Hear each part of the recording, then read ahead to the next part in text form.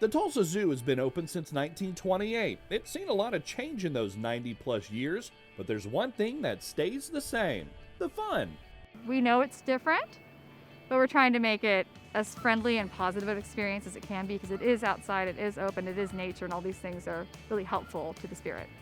Lots of measures have been put into place to make it even safer for visitors, starting with attendance. Only 500 people per hour are allowed in at a time. Reserve your spot online. You pick up your tickets online at tulsazoo.org/tickets. That way there's nobody, touching tickets, handling them back and forth. There's no long lines. With nearly 5 miles of trails covering 84 acres, it's like you've got the place all to yourself. We started our day at the Oklahoma Conservation Garden. It's multi-tiered with multiple types of gardens. Everything here you can plant at your own home.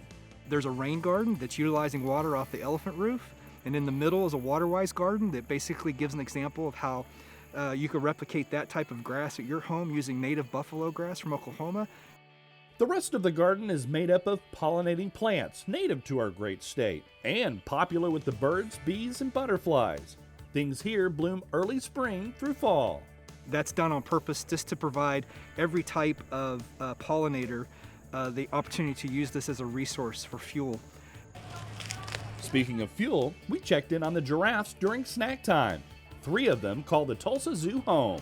We have our male Hakaya, who's 6 years old and weighs about 2,000 pounds. We have our 2 females, Lexi, who's 13, weighing about 1,600 pounds, and our other female, Peely, who's 11, and she weighs about 1,700 pounds. Today, they're checking the height of the male, right to the top of the ossicones.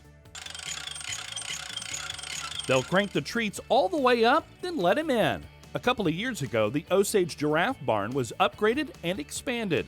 They also added a treat for visitors. One of the greatest things about our expansion is we actually have a viewing window that allows the guests to see the giraffe at all times of the year. Looks like Hakaya is over 16 feet tall. On the viewing glass, you'll see another healthy reminder.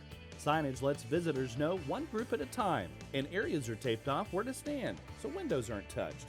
And we even have people going around on carts and spraying high-touch areas like handrails and such on a regular basis. Face masks are optional when you're outside, but on the indoor exhibits, they are mandatory. You're also going to find hand washing stations as well as hand sanitizing stations throughout the zoo. You'll notice we have signage throughout the zoo with friendly reminders of how long a Komodo dragon is and how that would relate to space that you should have between people. From plexiglass dividers on the train to the picnic tables spread out, there are many new safety protocols in place at the Tulsa Zoo, but it is still the same great experience for all ages. I'm Jason Grubbs for Discover Oklahoma.